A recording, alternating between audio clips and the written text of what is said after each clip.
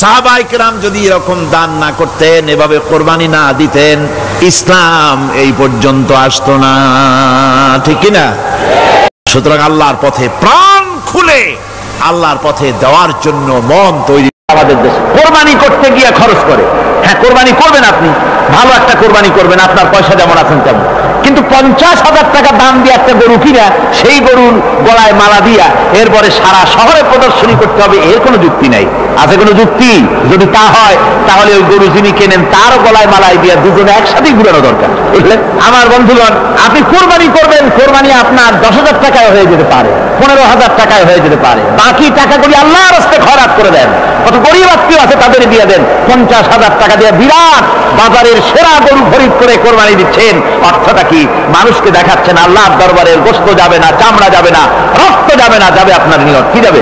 নিয়ত। সুতরাং আল্লাহর রাস্তায় যখন খরচ করবেন, সেই খরচ করার ব্যাপারে তখনও নিয়তটা দেখতে হবে। হালাল পথে খরচ করতে গেলেও নিয়তটা দেখতে হবে, এবং তখনও বেহুদা খরচ করা যাবে না। বিবাহে যেভাবে খরচ আজকাল করে মানুষেরা, রাসূল সাল্লাল্লাহু আলাইহি ওয়াসাল্লাম বলেছেন যে বিবাহে যত খরচ কম সেই বিবাহ তত বরকতপূর্ণ। আর আমরা মনে করি বিবাহে যত বেশি খরচ বাড়ানো যায় ততই এটা বেশি শানদার হবে। উল্টা চিন্তা করি। আল্লাহ রাব্বুল আলামিনের পরে বলছেন, والذين لا يدعون مع الله إلها آخر ولا يقتلون النفس التي حرم الله إلا بالحق ولا يزنون ومن يفعل ذلك يلقى أثاما। এইজন্য আল্লাহ রাব্বুল আলামিন দানের ভিতরে বিরাট ফজিলত রেখেছেন। সাহাবায়ে কেরাম যদি এরকম দান না করতেন, এভাবে কোরবানি না দিতেন, ইসলাম এই পর্যন্ত আসতো না, ঠিক কি না? ইসলামের জন্য সবচেয়ে বড় অবদান নবীর পরেই সাহাবায়ে কেরাম রিদওয়ানুল্লাহ তাআলা আলাইহিম আজমাইন। আল্লাহ রাব্বুল আলামিন বলছেন, মানুষকে দেখাবার জন্য দান সদকা করো না। ইন তুবদুস সাদাকাতি ফানি'ম্মা হিয়া ওয়া ইন তুখফুহা ওয়া তু'তুহাল ফুকারা ফাহুয়া খায়রুল লাকুম ওয়া ইউকাফিরু আনকুম মিন সাইয়্যাতিকুম। প্রকাশ্যভাবে খরচ করলে তা ভালো, আল্লাহ পাক বলছেন প্রকাশ্যভাবে খরচ করলে ভালো, কিন্তু গোপনে দান করা সবচেয়ে উত্তম। প্রকাশ্যে দান করতে গিয়ে যদি এটা এই জন্য হয় যে আমি দিলে পরে আরো একজন উৎসাহিত হয়ে যাবে, সমাজ কল্যাণ পরিষদের এত বড় বিশাল মাহফিল, 16 লক্ষ টাকা খরচ হবে, দিলাম আমি 1 লাখ টাকা, এটা শুনাইয়া বলার পর আমার কথা শুনিয়া আরো যাদের টাকা আছে তারা হয়তো 2 লাখ দেবে, এই চিন্তা করে যদি তারগিবের জন্য, উৎসাহ প্রদানের জন্য, ইন্সপিরেশনের জন্য যদি হয়, এই নিয়ত হলে ক্ষতি নেই। কিন্তু সর্বাবস্থায় দানটা গোপন হয় ভালো। আল্লাহ পাক বলেন, গোপনে যদি তুমি দান করো তাহলে আমি রব্বুল আলামিন ওই গোপন দানের বিনিময় তোমার সমস্ত গোপনীয় গুনাহগুলি আমি রব্বুল আলামিন মাফ করে দেব, তোমার গোপন গুনাহগুলি মাফ করে দেব। তার পথে যা খরচ করবা বেছে বেছে ভালো জিনিসটা দিও, বাইসা বাইসা ছেঁড়া জামাটা দিও না। পকেটে হাত দিয়া দান করবে, পকেটে হাত দিয়ে হাত আর বাইর করে না। কারণ কি? খুঁজে দেখে যে 10 পাই না, 4 না, কম পয়সাটা দেবে, 12টা দেবে না।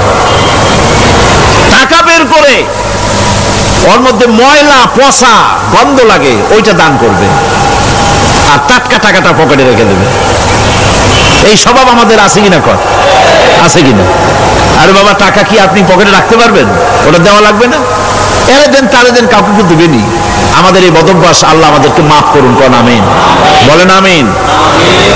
দান করার সময় বেছে বেছে খারাপটা দিও না, ছেঁড়া কাপড়টা দিও না, অখাদ্য কুখাদ্য দান করো না।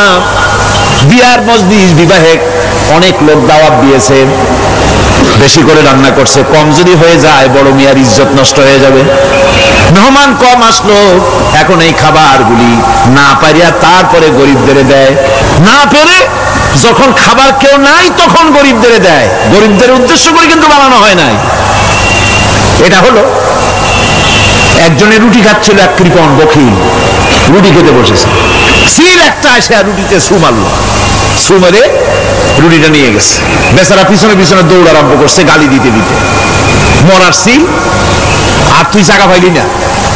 সিলের পিছনে দৌড়াতে দৌড়াতে নদীর পাড়ে চলে আসছে। সিলও দেখে যে আল্লাহ, এমন এক বেকায়দার লোকের রুটি নিলাম, কোনো গাছেও বসতে পারি না তার ঢিলার জ্বালায়। শেষ পর্যন্ত পাশে ছিল নদী, নদীর উপর দিয়া চিল উড়ে ওপার যাওয়া আরম্ভ করছে। বকিল বেচারা দাঁড়াই থাকে, দিলাম ফি সাবিলিল্লাহ, আল্লাহর রাস্তায় দিলাম। এর তো কোনো মানে নাই। নিজে খেতে না পারে বাসি অখাদ্য কুখাদ্য এগুলি দিতে আল্লাহ পাক নিষেধ করেছেন। দিবা বাইসে বাইসে ভালো জিনিসটা, যেটা তোমার কাছে প্রিয় ওইটা দিও। তুমি যদি খারাপটা দাও তাহলে আল্লাহ তোমার দেবেন ওই মানের।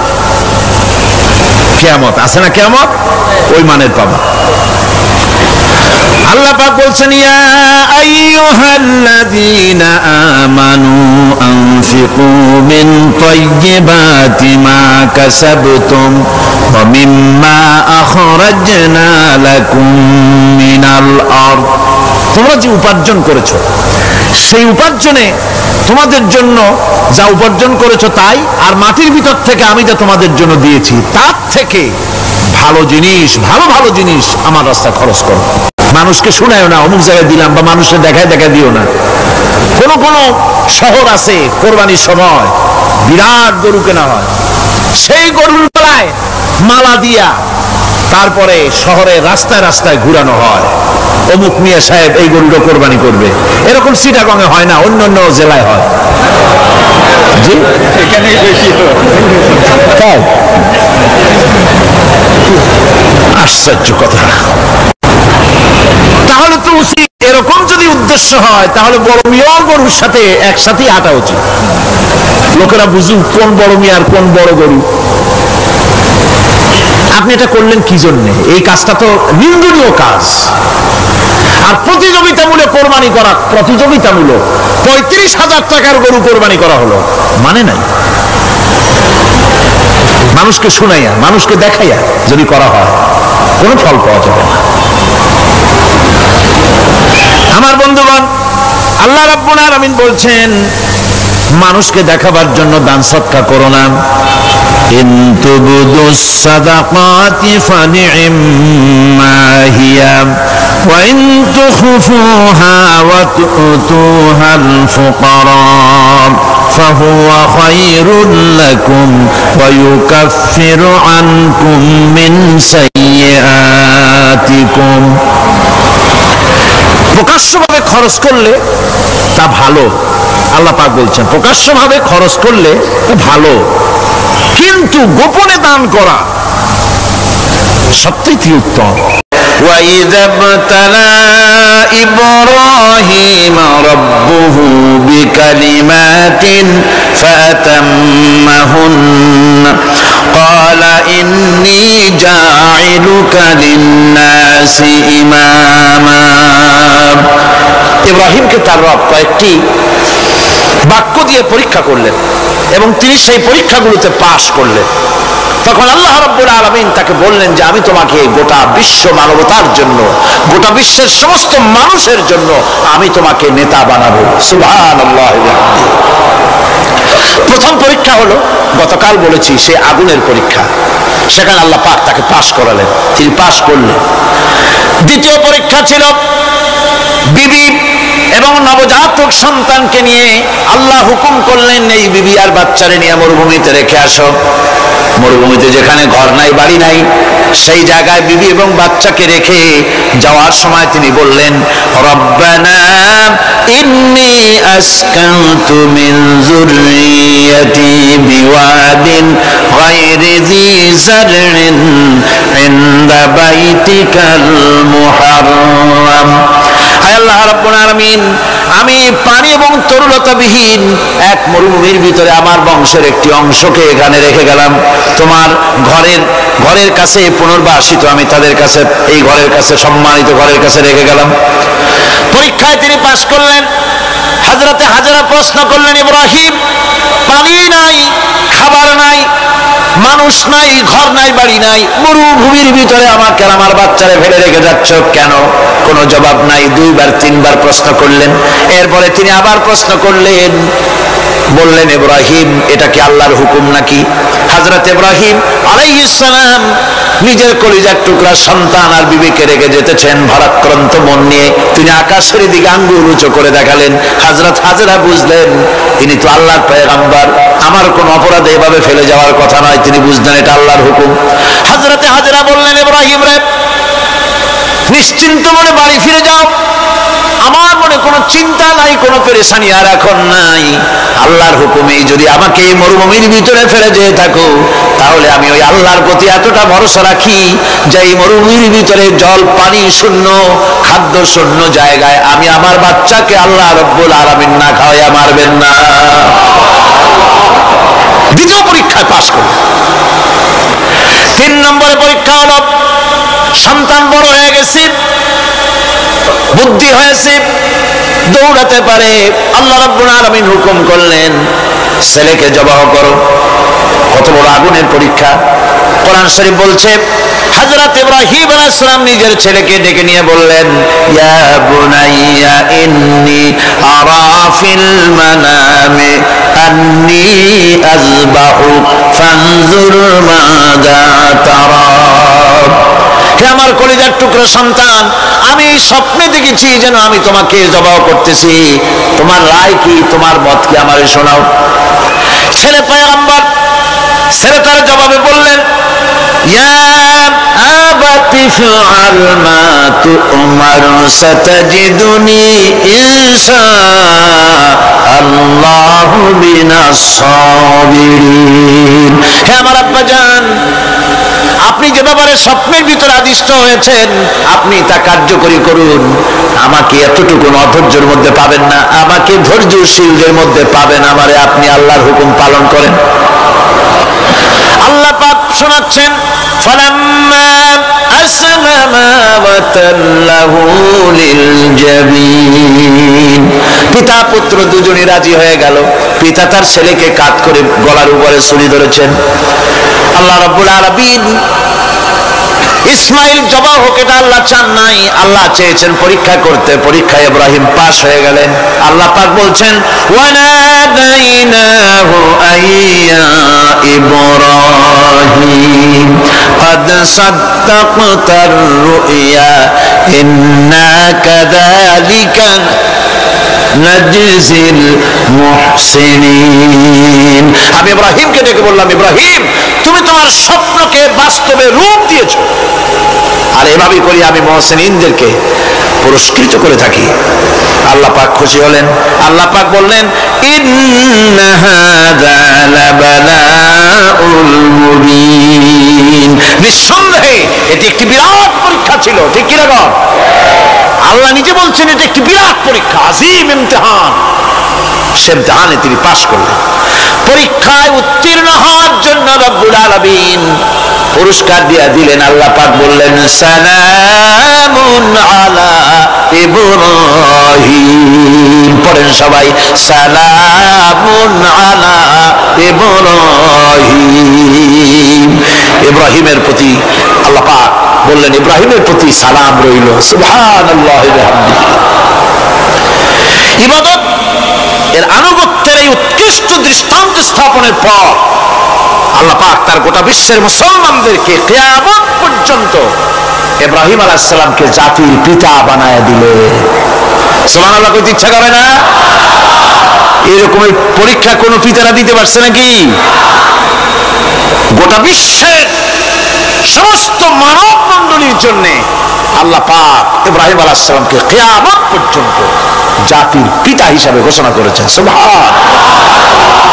মিল্লাতা আবিকুম ইব্রাহিম হুয়া সাম্মাকুমুল মুসলিমিন। তোমরা তোমাদের পিতা ইব্রাহিমের মিল্লাতের উপর প্রতিষ্ঠিত হও। আল্লাহ পাক বলছেন, তোমাদের পিতা ইব্রাহিমের মিল্লাতের উপরে প্রতিষ্ঠিত হও, আর আল্লাহ তোমাদের নাম রেখেছে মুসলমান। তোমরা হচ্ছে মুসলমান। আমাদের পরিচয়, ওই যে পরিচয়ের কথা আগে হয়ে গেছে, আমাদের পরিচয় আমরা মুসলমান। আমাদের পরিচয় কি? মুসলমান। এটা প্রথম পরিচয়। ইবাদতের পূর্ণাঙ্গ মাপকাঠি হিসেবে আল্লাহ পাক হযরত ইব্রাহিম আলাইহিস সালামকে দুনিয়াবাসীর সামনে পেশ করেছেন। কোরআন বলছে ইহুদি এবং খ্রিস্টানেরা মুসলমানদেরকে বিভ্রান্ত করতে চায়। তারা বলে ওয়াকালু কুনু হুদান আও নাসারা তাহতাদু কুল বাল মিল্লাতা ইব্রাহিম হানিফা ওয়া মা কানা মিনাল মুশরিকিন। ইহুদিরা বলে ইহুদি হও তবেই তোমরা সঠিক পথ পাবা, খ্রিস্টানের বলে খ্রিস্টান হও তবেই তোমরা সঠিক পথ প্রাপ্ত হবে। আল্লাহ পাক বলছেন এদের সকলকে বলে দাও বরং তোমরা সব পরিত্যাগ করে মিল্লাতে ইব্রাহিমের ভিতরে শামিল হয়ে যাও। এটাই মুক্তির পথ, এটাই নাজাতের পথ, এটাই আল্লাহর পথ। সুবহানাল্লাহ ওয়া বিহামদিহি। এমনকি রাসূল কারীম সাল্লাল্লাহু আলাইহি ওয়াসাল্লামকে আল্লাহ পাক বলেছেন আনিত্তাবি মিল্লাতা ইব্রাহিম হানিফা, চারদিক থেকে মুখ ফিরিয়ে এনে মিল্লাতে ইব্রাহিমের ভিতরে শামিল হয়ে যাও, তারই অনুসরণ করো। রাসূল কারীম সাল্লাল্লাহু আলাইহি ওয়াসাল্লাম ইবাদত বা আনুগত্যের সর্বোৎকৃষ্ট নমুনা হওয়ার কারণে ইব্রাহিম আলাইহিস সালাম সম্পর্কে হুজুর বলেছেন ইন্না ইব্রাহিমা খায়রুল বারিয়া, রাওয়াহু মুসলিম। হুজুর সাল্লাল্লাহু আলাইহি ওয়াসাল্লাম বলেছেন ইব্রাহিম হচ্ছেন জগতের সর্বোত্তম ব্যক্তি। সুবহানাল্লাহ। সুতরাং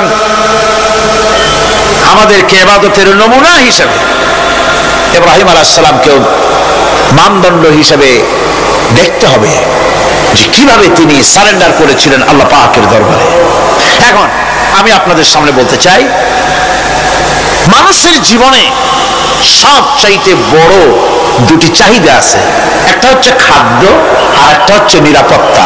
একটা খাদ্য আর একটা কি নিরাপত্তা। পেট ভরে খাইতে চাই আর চোর ডাকাতের উপদ্রব থেকে নিরাপত্তা পেতে চায়।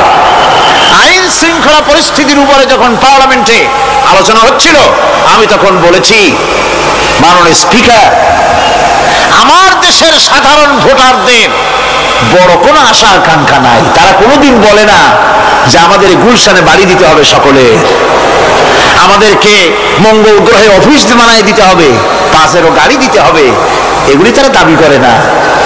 যারা ভোট দেয় কষ্ট করে মিছিল করে এই সাধারণ জনগণের দাবি হচ্ছে মিনিমাম দাবি, খুবই কম। তাদের দাবি হলো মোটা সুতার কাপড় চাই ইজ্জত ঢাকার জন্য, পেট ভরে খেতে চাই, পোলাও কোরমা বিরিয়ানির দরকার নাই, আর আশ্রয়ের জন্য ছোট্ট একটু ঘর চাই, চোর ডাকাতের উপদ্রব থেকে নিরাপত্তা চাই। কথা ঠিক কিনা? আমি বললাম স্পিকার সাহেব আজ পর্যন্ত যতগুলি গভর্নমেন্ট এসেছে বাংলাদেশে প্রত্যেকটি গভর্নমেন্ট আমার দেশের জনগণের এই ন্যূনতম দাবি আশা পূরণ করতে ব্যর্থতার পরিচয় দিয়েছে। কেউ পারে নাই। যারাই গেছে তারাই তাদের নিজেদের আখের গোছাবার চেষ্টা করেছে। সব নিজেকে নিয়ে ব্যস্ত, নিজের লোকদের নিয়ে ব্যস্ত, জনগণ নিয়ে চিন্তা নাই। সুতরাং মানুষের চাহিদা হচ্ছে খাদ্য আর নিরাপত্তা। আমরা কি খাদ্য আর নিরাপত্তা সত্যি কি চাই? চাই। খাদ্য যদি চাই ক্ষুধার সময়, নিরাপত্তা যদি চাই ভীতির সময়, আল্লাহ রাব্বুল আলামিন বলেন কোন গভর্নমেন্ট দিতে পারবে না, দুনিয়ায় কেউ দিতে পারে নাই, পারবেও না। ক্ষুধার সময় যদি খাদ্য চাও, ভীতির সময় যদি নিরাপত্তা লাভ করতে চাও, তাহলে ফালইয়াবুদু রাব্ব হাযাল বাইত, এই ঘরের মালিকের ইবাদত কর। কোন ঘর? কাবা ঘর। বলেন কোন ঘর? কাবা ঘর। কাবা শরীফের মালিকের ইবাদত কর। তাহলে কি হবে? আল্লাযী আত'আমাহুম মিন জু'ইন ওয়া আমানাহুম মিন খাউফ। এই ঘরের মালিকের ইবাদত যদি করো তাহলে ক্ষুধার সময় তিনি তোমাদেরকে খেতে দিবেন আর ভীতির সময় তিনি তোমাদের নিরাপত্তা দান করবেন। এ ওয়াদা কার? চিল্লায় বলেন ওয়াদা কার? আল্লাহ পাকের ওয়াদা বিশ্বাস হলো না, এমনই পোড়া কপালের মুসলমান। নির্বাচন যখন আসলো, সলিমউদ্দিন সাহেব আসতেন মঞ্চের উপরে, পরিচয় করানো হচ্ছে। এত আপনারা যার বক্তৃতা শোনার জন্য দ্বিপ্রহরের রৌদ্রে কষ্ট করতেছিলেন, এখন সেই সংগ্রামী জননায়ক বিপ্লবী সন্তান, তিনি এখন আপনাদের সামনে বক্তব্য রাখবেন। উনি দাঁড়ায় বললেন, ভাইয়ার আমার, বোনের আমার, আমি এবার বোতল মার্কা বাক্স নিয়ে দাঁড়াইছি, আমারে সকলে মিলে ভোট দেন, এবার যদি ক্ষমতায় যেতে পারি, না খাইয়া কেউ মরবেন না, কিন্তু কি খাইয়া মরবে তাও কয় না। মানুষেরা এই কথাগুলি বিশ্বাস করলার সমানে ভোট দিল। হায় রে কপাল! আল্লাহ বললেন, আমার ইবাদত কর, আমার গোলামি কর জীবনের সব জায়গায়, তাহলে ক্ষুধার সময় খাইতে পারবি আর ভীতির সময় নিরাপত্তা পাবি। আল্লাহর কথাটা বিশ্বাস হইল না। এই নামাজ পড়ার মুসলমানের দাম আছে, কম দাম আছে? এ রোজা খাওয়ার দাম আছে? এ মুসলমান দাবি করার দাম আছে? আল্লাহ রাব্বুল আলামিন তিনি পরিষ্কার করে বলছেন, এই ঘরের মালিকের ইবাদত করো, তিনি ক্ষুধার সময়ে খেতে দিবেন আর তিনি তোমাদেরকে ভীতির সময় নিরাপত্তা দান করবেন। চাউলের অভাব হবে না, পাটের অভাব হবে না, খাদ্যের অভাব হবে না, কারণ দুটি জিনিস যদি তোমরা করতে পারো, খাবারের অভাব হবে না। ওয়ালাউ আন্না আহলাল কুরা আমানু ওয়াত্তাকাউ লাফাতাহনা আলাইহিম বারাকাতিন মিনাস সামাই ওয়াল আরদ। দেশের লোকেরা, জনপদের লোকেরা যদি দুইটা কাজ করে, এক নম্বরে হলো আমার উপরে ঈমান আনবে, দুই নম্বরে হলো আমাকে ভয় করার নীতি অবলম্বন করে যদি চলে, তাহলে ওই দেশের মানুষের জন্য আকাশ আর জমিনের সব বরকতের দরজা আমি আল্লাহ খুলে দেব। আল্লাহর ওয়াদা। আল্লাহ পাকের নিকট মানুষের সবচাইতে বড় দাবি কি? আল্লাহর কাছে মানুষের সবচাইতে বড় দাবি কি করতে পারেন? পারেন না। আল্লাহ পাকের কাছে মানুষের শ্রেষ্ঠ দাবিটা আল্লাহ নিজেই শিখাই দিয়েছেন। আমার কাছে দাবি কর, ইহদিনাস সিরাতাল মুস্তাকিম। আয় আল্লাহ, একটা সোজা, একটা সরল রাস্তা আমারে দাও, একটা সহজ পথ আমারে দাও। এই কথা সূরা ফাতিহা দাবি করার পর আল্লাহ রাব্বুল আলামিন এই অভিনন্দনের জবাবে, 7টা বাক্যের অভিনন্দনের জবাবে আল্লাহ রাব্বুল আলামিন 30 পারা কোরআন শরীফ নাজিল করে দিলেন। সূরা ফাতিহার এই সওয়ালের জবাবে আল্লাহ পাক বললেন, ওয়া আনি'বুদুনি হাযা সিরাতুম মুস্তাকিম। সোজা রাস্তা চাও, আমার গোলামি করো, ইবাদত করো। সব জায়গায় ইবাদত, গোলামি করাই লাগবে। আমার কাছে সোজা রাস্তা চাও, সোজা রাস্তা হলো আমার গোলামি করা। কার গোলামি? বেহেশতে যেতে চান? আমি আস্তে জিগেলাম বলে আপনারও আস্তে জবাব দিলেন। বেহেশতে যেতে চান? সুবহানাল্লাহ। এমন কোন মানুষ আছে নাকি যে বেহেশতে যেতে চায় না? মত করে যাইতে চায়। সবাই, আমরা সবাই বেহেশতের আশা করি, ঠিক কিনা? আল্লাহ রাব্বুল আলামিন বলেন, বেহেশতে যদি যেতে চাও তাহলেও ইবাদত করা লাগবে, ইবাদত ছাড়া জান্নাতে যাওয়া যাবে না। ফাদখুলি ফি ইবাদি ওয়াদখুলি জান্নাতি। সর্বপ্রথম আমার বান্দার মধ্যে দাখিল হয়ে যা, আমার গোলামির মধ্যে দাখিল হওয়া, আমার গোলাম হয়, এরপরে আমার জান্নাতে চলে যা। আগে গোলাম হবি, তারপরে কোথায় যাবি? জান্নাতে যাবে। আগে গোলাম হ, আগে গোলামির খাতায় নাম লেখা, আগে সত্যিকারের আমার বান্দা হ, গোলাম, এরপরে জান্নাতে যাওয়া যাবে। জান্নাতে যাইয়া আল্লাহর সাথে কি দেখা করতে চাই? আল্লাহর সাথে দেখা করতে চাই। আল্লাহ রাব্বুল আলামিন বলেন, ফামা কানা ইয়ারজু লিকা রাব্বিহি ফালইআমাল আমালান সালিহান ওয়া লা ইউশরিক বিইবাদাতি রাব্বিহি আহাদা। তোমাদের মধ্যে যদি কেউ আল্লাহর সঙ্গে, তার রবের সঙ্গে যদি কেউ দেখা করতে চায়, তাহলে সে যেন ভালো ভালো কাজ করে, নেক কাজ করে, আর তোমার রবের সাথে অর্থাৎ আল্লাহ রাব্বুল আলামিনের সাথে ইবাদতের মধ্যে যেন কাউকে শরীক না করে। শিরক যদি না করো, খাঁটি গোলাম, খাঁটি বান্দায় যদি পরিণত হতে পারো, কিয়ামতের দিন আল্লাহ রাব্বুল আলামিনের সঙ্গে দিদার নসিব হয়ে যাবে। এই গোলামি করব কতদিন? কতদিন গোলামি করব? এই প্রশ্নের জবাবে আল্লাহ রাব্বুল আলামিন কোরআনে কারীমের মধ্যে জবাব দিয়ে দিয়েছেন, ওয়াবুদ রাব্বাকা হাত্তা ইয়াতিয়াকাল ইয়াকিন। মৃত্যু পর্যন্ত, যতক্ষণ না নাক দিয়ে শেষ প্রশ্বাসটি নিঃশ্বাসটি বেরিয়ে যাচ্ছে, ততক্ষণ পর্যন্ত আনুগত্য গোলামি সত্য হবে কার? জোরে চিল্লায় কোন কার? এই গোলামি জীবনের সব ক্ষেত্রে করতে পারলে আমরা মুসলমান, আর করতে না পারলে মুসলমান নামে মুনাফিক। না পারলে কি? মুনাফিক। আল্লাহ বলছেন, আমি সমস্ত নবীদেরকে নেতা হিসাবে পৃথিবীতে প্রেরণ করেছি। তারা হচ্ছেন নেতা, তাদেরকে আমি হেদায়েত দিয়েছি, আমি হুকুম করেছি ওহীর মাধ্যমে জনকল্যাণমূলক কাজ তোমরা করো, নামাজ প্রতিষ্ঠা করো, কল্যাণমূলক কাজ করো, ফেলাল খায়রাত কল্যাণমূলক কাজ করো, আর নামাজ প্রতিষ্ঠা করো, যাকাতকে আদায় করো। আর তারা সবাই ছিল আমার বাধ্যগত। ইসমাঈল আলাইহিস সালাম সম্পর্কে বলা হয়েছে, ওয়া কানা ইয়া'মুরু আহলাহু বিস-সালাতি ওয়াজ-যাকাতি ওয়া কানা 'ইনদা রাব্বিহি মারদিয়া।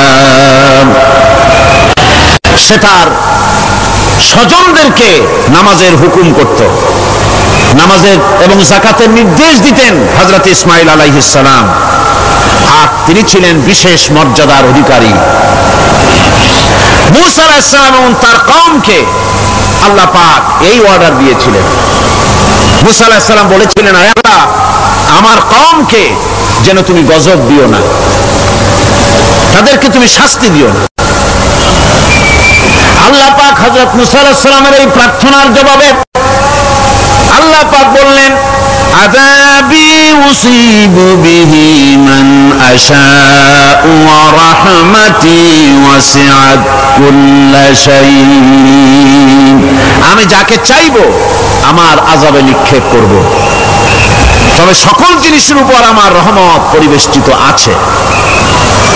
তবে হ্যাঁ, فسأكتبها للذين يتقون ويؤتون الزكاة والذين هم بآياتنا يؤمنون।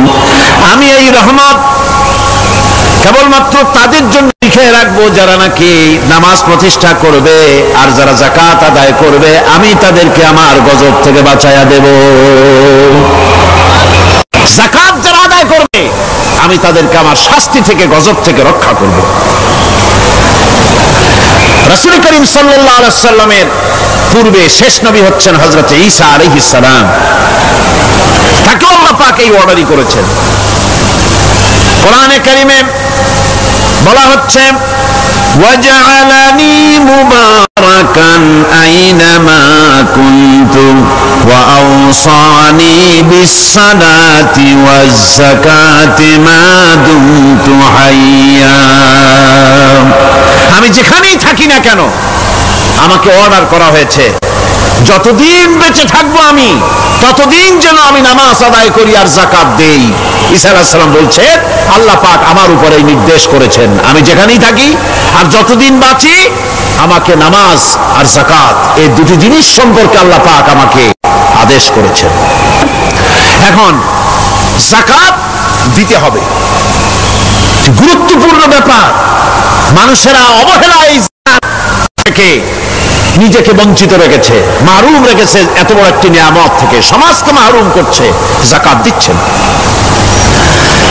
কোরআনে কারীমের 3টি আয়াতে যাকাতের কথা এভাবে বলা হয়েছে, ইয়া আইয়ুহাল্লাযীনা আমানু আনফিকু মিন তাইয়্যিবাতি মা কাসাবতুম ওয়া মিম্মা আখরাজনা লাকুম মিনাল আরদ। হে ইমানদার লোকেরা, তোমরা যে সব পবিত্র অর্থ সম্পদ উপার্জন করো সেগুলি, এবং আমি জমিন থেকে তোমাদের যে ফসল দান করি, ফসল উৎপাদন করে দেই, তার থেকে তোমরা আল্লাহর পথে খরচ করো। এগুলো 1 নম্বর আয়াত।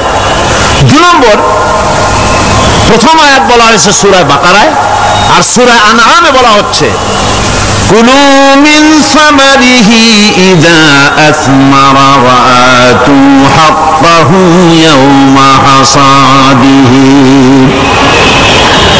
তার উৎপাদিত ফল ফসল তোমরা খাও, আর ফসলের একটি অংশ ফসল কাটার দিনেই আল্লাহর হকটা, আল্লাহর অধিকারটা আদায় করে দাও। যেদিন তোমরা ফসল কাটবে সেদিনই এই অধিকারটা আদায় করে দাও। এই যে একটা ফরজ, এই ফরজটা মুসলমানেরা বেমালুম ভুলে গিয়েছে। ফসলের যাকাত তারা দেয় না। ফসলের যাকাতকে বলা হয় ওশর। কি বলা হয়? ওশর। এই ওশর এখন যদি আপনি গ্রামে গিয়া কোন শিক্ষিত লোককেও যদি জিজ্ঞেস করেন, ভাই ওশর কি চেনো? সে বলবে, ভাই ওশর এটা কি জাতীয় প্রাণী, সারপোকা না তেলাপোকা না আরশোলা, আমি তো এই নামটাম তেমন শুনি নাই, বুঝবি না ওশরটা কি জিনিস। অথচ নামাজ রোজার মতোই ফরজ ওশর আদায় করা। কবে আদায় করবে? যেদিন আপনি ফসল কাটবেন সেই দিনই ওশর আদায় করে দিবেন। পরিমাণটা কি হবে? পরিমাণ হবে আকাশের বৃষ্টির পানি দিয়ে, আকাশের বৃষ্টির পানি দিয়া যদি ফসল হয় তাহলে দিবেন 10 ভাগের 1 ভাগ। 10 মণ যদি ধান হয়, গম হয়, ডাল হয়, 1 মণ আল্লাহর অধিকার আদায় করে দিবেন। অধিকারটা কার? আল্লাহ কি করবে দিয়া? আল্লাহর অধিকার মানে গরিবের অধিকার, গরিবের হক। এই অধিকারটা আদায় করে দাও। 10 মণ হলে কয় মণ? কি হলে? যদি আকাশের বৃষ্টির পানিতে হয়। আর যদি আপনার সেচের মাধ্যমে হয়, সেচ পরিকল্পনার মাধ্যমে পয়সা খরচ করে পেট্রোল ডিজেল লাগায়া ইঞ্জিন চালাইয়া পানি উঠাইয়া কষ্ট করে ফসল ফলাইছেন, তাহলে আল্লাহ পাক বলছেন 10 মণে 1 মণ দেওয়া লাগবে না, তোমার খরচ হইছে বেশি। বান্দারে, তোমার উপরে আল্লাহ পাক জুলুম করবেন না, এবার 20 মণ হলে তার থেকে 1 মণ দিও। ওয়ামাল্লাহু বিযাল্লামিন লিল আবিদ। আল্লাহ রাব্বুল আলামিন তার বান্দার উপর জুলুম করেন না। সুবহানাল্লাহ। এইভাবে করে ওশরের যাকাতটা তোমরা ঠিকমতো আদায় করে দিও। ওশরটা দিও, ফসলের ওশর দিও, আর টাকার যাকাত দিয়ে দিও। যারা এটা দিবে না তাদের সম্পর্কে আল্লাহ পাক সূরা তওবার ভিতরে বলেছেন, ওয়াল্লাযীনা ইয়াকনিজুনাজ যাহাবা ওয়াল ফিদ্দাতা ওয়া লা ইউনফিকুনাহা ফি সাবিলিল্লাহি ফাবাশশিরহুম বিআযাবিন আলীম। যারা নাকি স্বর্ণ এবং রৌপ্যকে সঞ্চয় করে, জমা করে, ওয়ালা ইউনফিকুনাহা ফি সাবিলিল্লাহ, আর আল্লাহর রাস্তায় তা খরচ করে না, ফাবাশশিরহুম বিআযাবিন আলীম, তাদেরকে কঠিন পীড়াদায়ক শাস্তির সুসংবাদ দাও। পীড়াদায়ক শাস্তির কি দাও? শাস্তির কি সুসংবাদ হয় নাকি? হয়তো উচিত ছিল শাস্তির দুঃসংবাদ শোনাও, না, আল্লাহ বলছেন সুসংবাদ শোনাও। এটার দৃষ্টান্তটা আমার ভাষায় আমি মানুষকে এভাবে বুঝাই। ছেলে খুব দুষ্ট, দুষ্টামির ঠেলায় অস্থির, তার মা মোটেই সামলাতে পারছে না। তখন মা বলে, বেটা আমার কথা তো শুনলি না, তোর বাবা আসুক, তারপরে আমি তারে নালিশ করব। এমন পিট্টি দেবে, মজা টের পাবি। তখন পিট্টি দিলে কি মজা লাগে নাকি? তার মানে শাস্তির তীব্রতা বুঝাবার জন্য বলা হচ্ছে, মজাটা টের পাবা। আল্লাহ রাব্বুল আলামিন বলছেন, কঠিন পীড়াদায়ক শাস্তির সুসংবাদ ওদের দাও, সোনা রূপা যারা জমা করে রাখে, যাকাত দেয় না, আল্লাহর রাস্তায় খরচ করে না। সোনা এখন পুরুষেরাও ব্যবহার করা আরম্ভ করছে। অবশ্য চিটাগংয়ে এমন কাম শুরু হয় নাই। ছাত্র, শিক্ষক, অফিসার গলা একটা সোনার চেন, শীতের দিনেও সামনের বোতাম খুলে রাখে যাতে চেনটা সকলে দেখে। মিয়া সাহেব, এটা সোনার চেন না, জাহান্নামের আগুনের শিকল পড়েছো। পুরুষের জন্য এক রত্তি সোনাও হারাম। তোমার শরীরের সৌন্দর্য বাড়াবার জন্য স্বর্ণ ব্যবহার করতে পারবে না। স্বর্ণরৌপ্য জমা করলো আর আল্লাহর রাস্তায় খরচ করলো না। রব্বুল আলামিন বলেন ইয়াউমা ইউহমা আলাইহা ফি নারি জাহান্নামা ফাতুকওয়া বিহা জিবাহুহুম ওয়া জুনুবুহুম ওয়া যুহুরুহুম। একদিন আসবে এমন যেদিন এই সঞ্চিত ধনরাশি সোনা দানাগুলি জাহান্নামের আগুন দিয়ে জ্বালানো হবে। আর জাহান্নামের আগুন দিয়ে জ্বালায়া এইগুলি দিয়ে তার পিঠের উপরে আর পাঁজরে সিল মারা হবে জাহান্নামের আগুন দিয়া।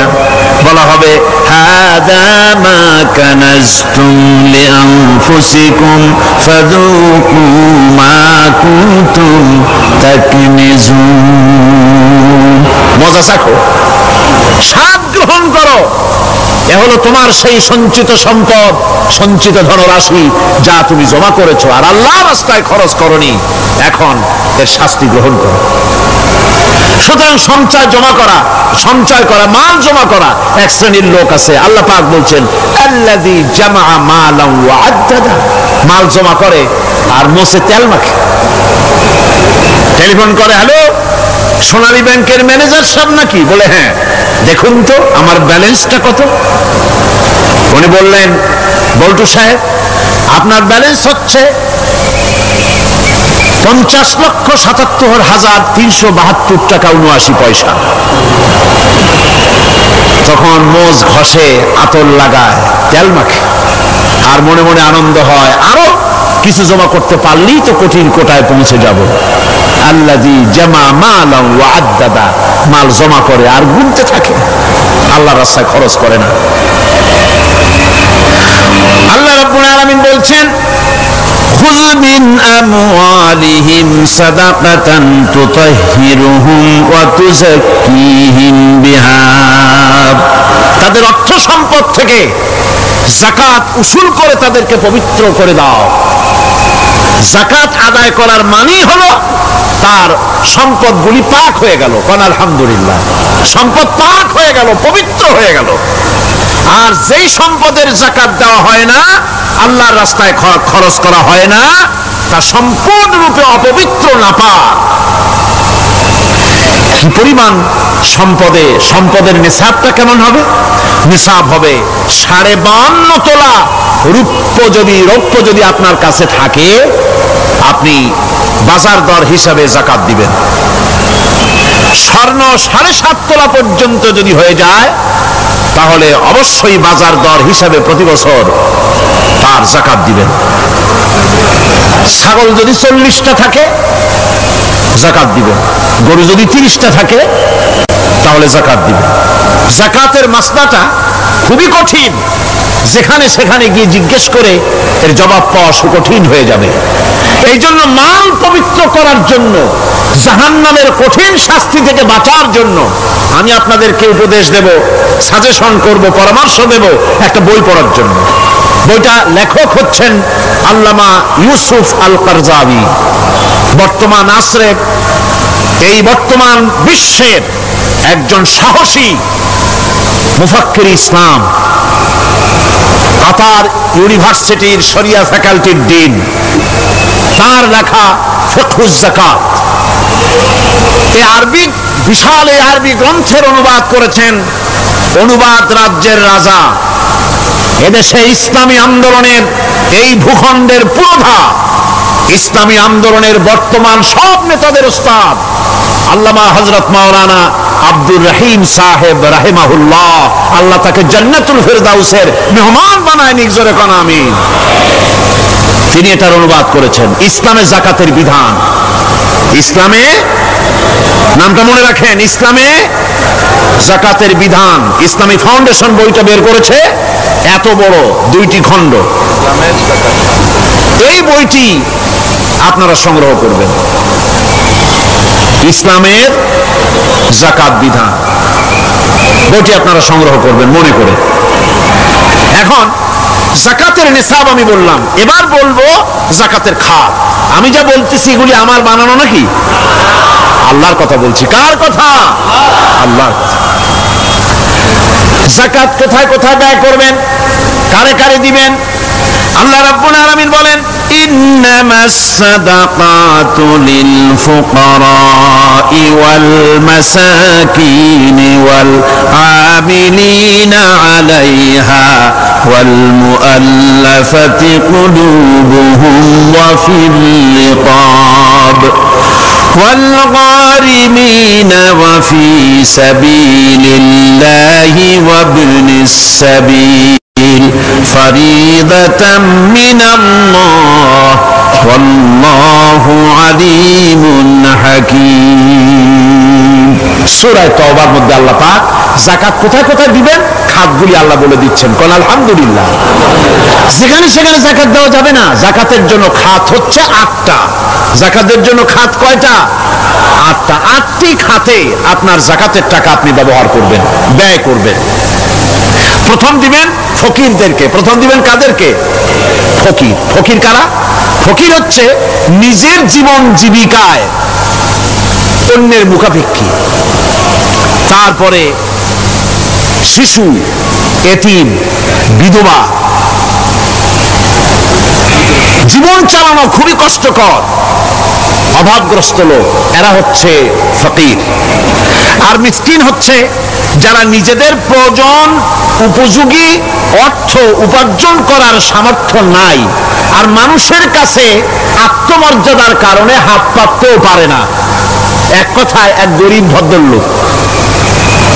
আল্লাহ কোরআন শরীফে বলেছেন যে এদের চেহারা দেখে বুঝো জ্বর পেটে খাবার নাই, অথবা সে অসুবিধায় আছে। চেহারা দেখে বুঝে তাকে সাহায্য করো।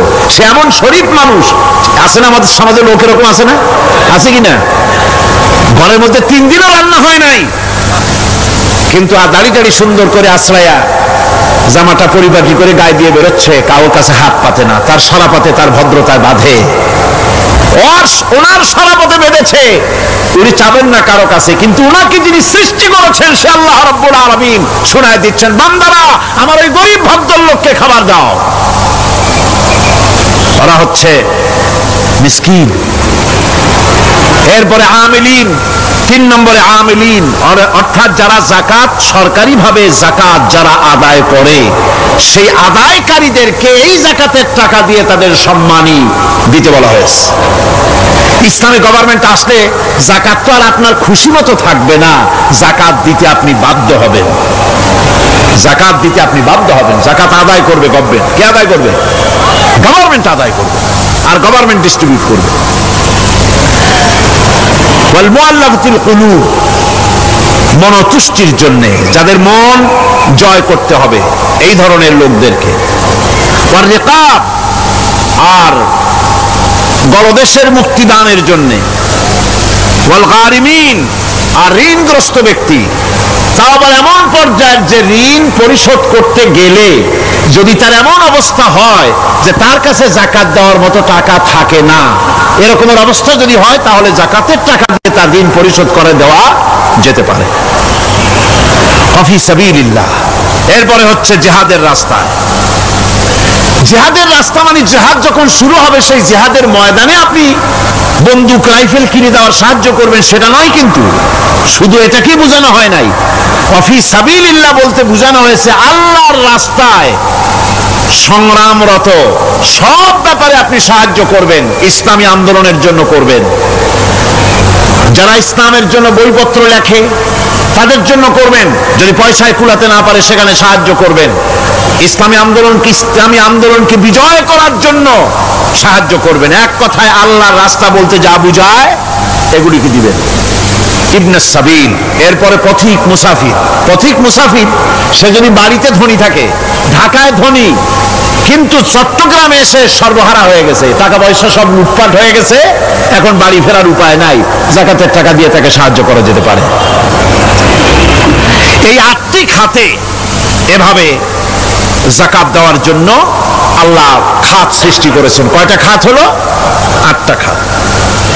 ইসলাম যাকাত ভিত্তিক অর্থ ব্যবস্থা কায়েম করে, আর অনিসলামিক সরকার সুদ ভিত্তিক অর্থ ব্যবস্থা কায়েম করে। যাকাত আর সুদের মধ্যে পার্থক্য কি? যাকাত হচ্ছে, এক কথায় বুঝাই, ব্যাখ্যা দেব না, এক কথায় বুঝাবো। যাকাত হচ্ছে ধনীদের কাছ থেকে নেও, গরিবদেরকে দাও। আবার শুনুন, যাকাত হচ্ছে ধনীদের কাছ থেকে নাও, গরিবদেরকে দাও। আর সুদ হচ্ছে গরিবদের কাছ থেকে নাও, ধনীদেরকে দাও। টাকায় টাকা টানে, একজনে শুনছিল টাকায় টাকা টানে, সে মনে করলো কেমনে টাকায় টাকা টানে। তারপরে সে এক ব্যাংকের সামনে গিয়ে অনেক টাকার মধ্যে নিজের একটা টাকা ছুঁড়ে মেরেছে। ঘন্টা 2 দাঁড়ায় আছে, দেখে যে তার টাকা আসে না। তখন ব্যাংকের দারোয়ান এসে পিছন থেকে গলাটা ঠেসে ধরছে, বেটা তুমি চোর নাকি, না হাইজাকার, না মাস্তান, না সাদাবাজ? কয় যে না, আমি এর কোনোটাই না। তাহলে এই পজিশন নিয়ে দেখতেছো কি? কয় যে আমি শুনছিলাম টাকায় টাকা টানে, সেজন্য আমার পকেটে একটা টাকা ছিল, ওই যে ক্যাশিয়ার টাকাগুলি গুনতেছে ওইখানে মারলাম, দেখিনি টাকা, আমার টাকায় কিছু টাকা টাইনে আনে। এতক্ষণ দাঁড়ানো, আমার টাকা তো টানলই না, আমার যে একটা টাকা তাও আসে না।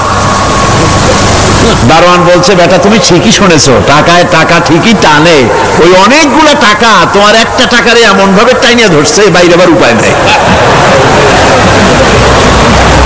সুদভিত্তিক অর্থ ব্যবস্থায় গরিবরা এভাবে শোষিত হয়। শোষিত হয় কারা? গরিবরা। সিনেমা কারা বানায়? ধনীরা। শোষিত হয় কারা? গরিবরা। লক্ষ্য করেন, তাকান, আল্লাহর কথা কত বাস্তব। ধনীরা সিনেমা বানায়, শোষিত হচ্ছে গরিবেরা।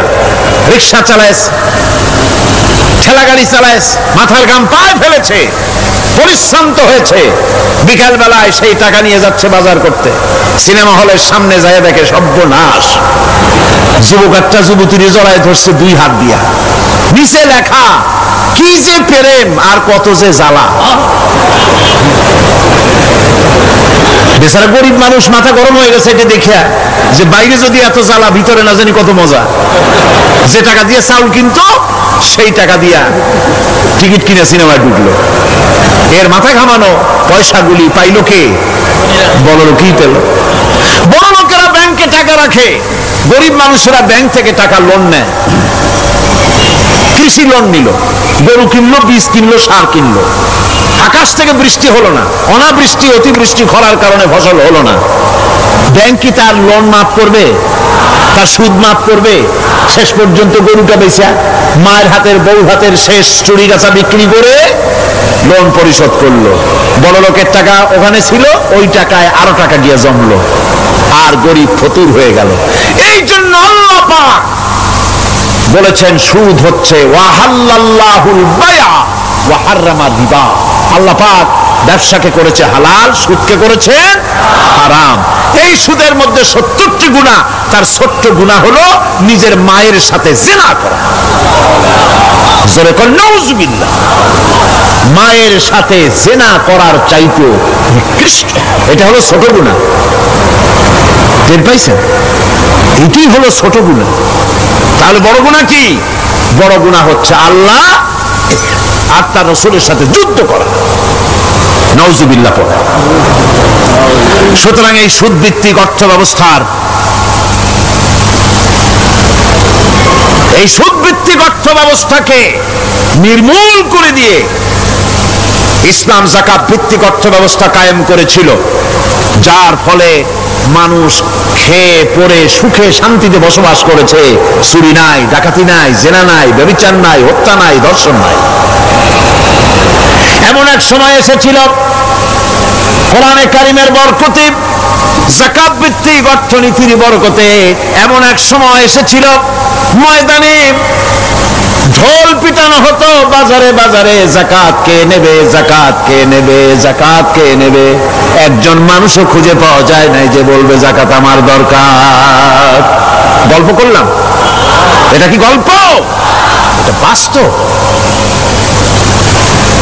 হযরত ওমর বিন আব্দুল আজিজ রাহমাতুল্লাহ আলাইহির জামানায় সদকার টাকা নিয়ে 3টি দিন একজন ঘুরেছেন গ্রামে গ্রামে, ময়দানে ময়দানে।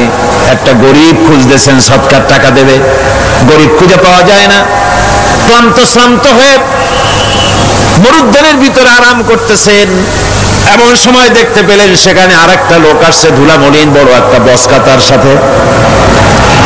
এই লোকটি তার কাছে গিয়ে বলছে, ভাই আল্লাহ আপনারে আমারে মিলাই দিছে, 3 দিন পর্যন্ত ঘুরেছি কিছু সৎকার টাকা নিয়ে, এত বড় দেশের এত জায়গা ঘুরলাম, একটা গরিব পাই নাই যে তারে দেব, আল্লাহ আপনারে মিলাই দিছে, নেন এই টাকাগুলা। কয় যে তোমার মাথা খারাপ না স্কুল উঠিলা? তুমি কি মনে করছো আমার এই বস্কার মধ্যে ছেঁড়া খাতা? তোমার টুকলায় যে টাকা আছে আমার বস্তায় তার থেকে অনেক বেশি টাকা আছে। তুমি ঘুরতেছো 3 দিন, আমি ঘুরতেছি সপ্তাহকাল, একটা ভিক্ষুক পাই নাই। এটা কিসের বরকতে? ইসলামী অর্থনীতির বরকতে। যখন কিসের বরকতে? কপাল পোড়া জাতি, কপাল পোড়া জাতি। সেই বরকতপূর্ণ সমাজ ব্যবস্থার দিকে না গিয়ে কোন নেতা কোন নেত্রী কি কইল সেদিকে দৌড়ায়, সেদিকেই দৌড়ায় পাগলের মতো। হেমিলেনের বংশীবাদক বাঁশি বাজায় চললো, আর ইঁদুর বাঁদর সব পিছনে ছুটলো। এর কোন মানে হয় না। বন্ধুগণ, আল্লাহ রাব্বুল আলামিন এই যাকাত ব্যবস্থার মাধ্যমে বিরাট পরিবর্তন এনে দিয়েছিলেন। এটি আল্লাহ পাকের একটি বিশাল নিয়ামত। এই নিয়ামত আল্লাহ পাক ইসলামী রাষ্ট্রকে দান করেছেন।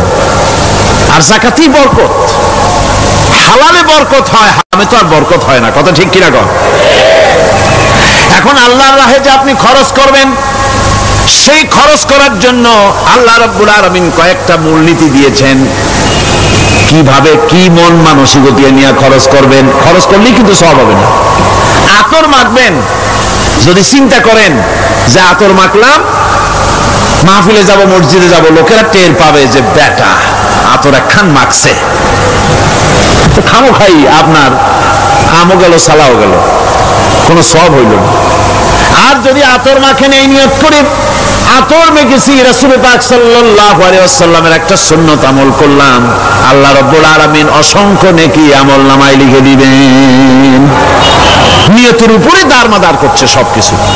এখন আপনি যে খরচ করবেন, সেই খরচটা কিভাবে করবেন, কি মন মানসিকতায় করলে পরে আল্লাহ খুশি হবেন, সেই কথাটি আল্লাহ পাক কোরআনে কারীমের মধ্যে বলছেন। আমি আপনাদের সামনে সেগুলি বলছি। দানটা হতে হবে কেবলমাত্র আল্লাহকে খুশি করার জন্য। মনে রাখেন, এটা হলো এক নম্বর। কি দানটা হতে হবে কারে খুশি? জোরে কর।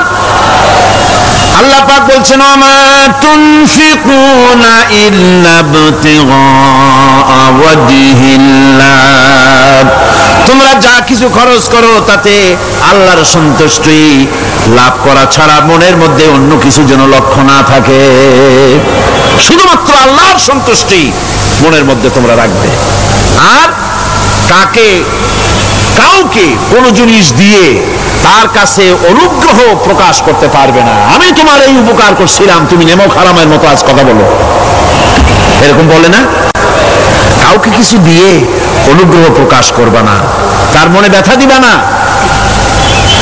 الذين ينفقون أموالهم في سبيل الله ثم لا يتبعون ما أنفقوا منا ولا أذى, যারা আল্লাহর পথে খরচ করে এবং খরচ করার পর নিজের অনুগ্রহ প্রকাশ করে না এবং কাউকেও মনোকষ্ট দেয় না, টাকা দিয়া খোটা দিল না, মনেও কষ্ট দিল না, তাদের জন্য পুরস্কারটা কি শুনুন। আল্লাহ পাক বলেন পুরস্কার হচ্ছে লাহুম আজরুহুম ইনদা রাব্বিহিম ওয়ালা খাউফুন আলাইহিম ওয়ালা হুম ইয়াহজানুন, ওদের জন্য তার পরওয়ারদিগারের কাছে রয়েছে বিরাট পুরস্কার, আজরে আজিম। এদের জন্য কোনো ভয় নাই, কোনো চিন্তাও নাই, কিয়ামতে ডাইরেক্ট জান্নাতে চলে যাবে। সুবহানাল্লাহ। দানের এত ফজিলত যা ভাই আমি বলে শেষ করতে পারবো না, এত ফজিলত আল্লাহ দানের মধ্যে রেখেছেন। ত্যাগেই তো শান্তি, ভোগে শান্তি নাই, মজা কিসে? জোরে কন্যা, মজা কিসে? ত্যাগের ভিতরেই মজা। এরপরে আল্লাহ পাক বলছেন আল্লাহর পথে 3 নম্বরে হতেছে আল্লাহর পথে যা খরচ করবা বেছে বেছে ভালো জিনিসটা দিও, বাইসা বাইসা ছেঁড়া জামাটা দিও না। পকেটে হাত দিয়া দান করবে, পকেটে হাত দিয়ে হাত আর বাইর করে না। কারণ কি? খুঁজে দেখে যে 10 পাই না, 4 আনা, কম পয়সাটা দেবে, 12টা দেবে না। টাকা বের করে ওর মধ্যে ময়লা পচা গন্ধ লাগে, ওইটা দান করবে, আর টাটকা টাকাটা পকেটে রেখে দেবে। এই স্বভাব আমাদের আছে কিনা? আছে কিনা? আরে বাবা, টাকা কি আপনি পকেটে রাখতে পারবেন? ওটা দেওয়া লাগবে না? এরে দেন, তারে দেন, কাউকে কিন্তু দেবেনি। আমাদের এই বদভ্যাস আল্লাহ আমাদেরকে মাফ করুন, কোন আমিন বলেন। আমিন। দান করার সময় বেছে বেছে খারাপটা দিও না, সেরা কাপড়টা দিও না, অখাদ্য কুখাদ্য দান করো না। বিয়ার মজলিস, বিবাহে অনেক লোক দাওয়াত দিয়েছে, বেশি করে রান্না করছে, কম যদি হয়ে যায় বড় মিয়ার ইজ্জত নষ্ট হয়ে যাবে। মেহমান কম আসলো, এখন এই খাবারগুলি না পারিয়া তারপরে গরিবদের দেয়, না পেরে যখন খাবার কেউ নাই তখন গরিবদের দেয়। গরিবদের উদ্দেশ্য করে কিন্তু বানানো হয় নাই। এটা হলো একজনের রুটি খাচ্ছিল, এক কৃপণ বখিল রুটি খেতে বসেছে, সিল একটা এসে রুটিতে সু মারলো, সু মেরে রুটিটা নিয়ে গেছে। বেচারা পিছনে পিছনে দৌড় আরম্ভ করছে, গালি দিতে দিতে, মরার সিল আর তুই জায়গা পাইলি না। সিলের পিছনে দৌড়াতে দৌড়াতে নদীর পাড়ে চলে আসছে। সিলও দেখে যে আল্লাহ, এমন এক বেকায়দার লোকের রুটি নিলাম, কোনো গাছেও বসতে পারি না তার ঢিলার জ্বালায়। শেষ পর্যন্ত পাশে ছিল নদী, নদীর উপর দিয়া চিল উড়ে ওপার যাওয়া আরম্ভ করছে। বকিল বেচারা দাঁড়াই থাকে, দিলাম ফি সাবিলিল্লাহ, আল্লাহর রাস্তায় দিলাম। এর তো কোনো মানে নাই। নিজে খেতে না পারে বাসি অখাদ্য কুখাদ্য এগুলি দিতে আল্লাহ পাক নিষেধ করেছেন। দিবা বাইসে বাইসে ভালো জিনিসটা, যেটা তোমার কাছে প্রিয় ওইটা দিও। তুমি যদি খারাপটা দাও তাহলে আল্লাহ তোমার দেবেন ওই মানের। কিয়ামত আছে না, কিয়ামত ওই মানের পাবা। আল্লাহ পাক বলছেন, ইয়া আইয়ুহাল্লাযীনা আমানু আনফিকু মিন তাইয়্যিবাতি মা কাসাবতুম ওয়া মিম্মা আখরাজনা লাকুম মিনাল আরদ। তোমরা যে উপার্জন করেছো, সেই উপার্জনে তোমাদের জন্য যা উপার্জন করেছো তাই, আর মাটির ভিতর থেকে আমি যা তোমাদের জন্য দিয়েছি তার থেকে ভালো জিনিস, ভালো ভালো জিনিস আমার রাস্তায় খরচ করো। এটা কার অর্ডার? আল্লাহর অর্ডার। আর খরচ করার জন্য ওয়ালা তায়াম্মামুল খাবিসা মিনহু তুনফিকুন, খরচ করার জন্য বাইসা বাইসা খারাপ গুণী জিনিসগুলি খুঁজে বেড়াইও না, ভালো জিনিসগুলি আমার রাস্তায় খরচ করো।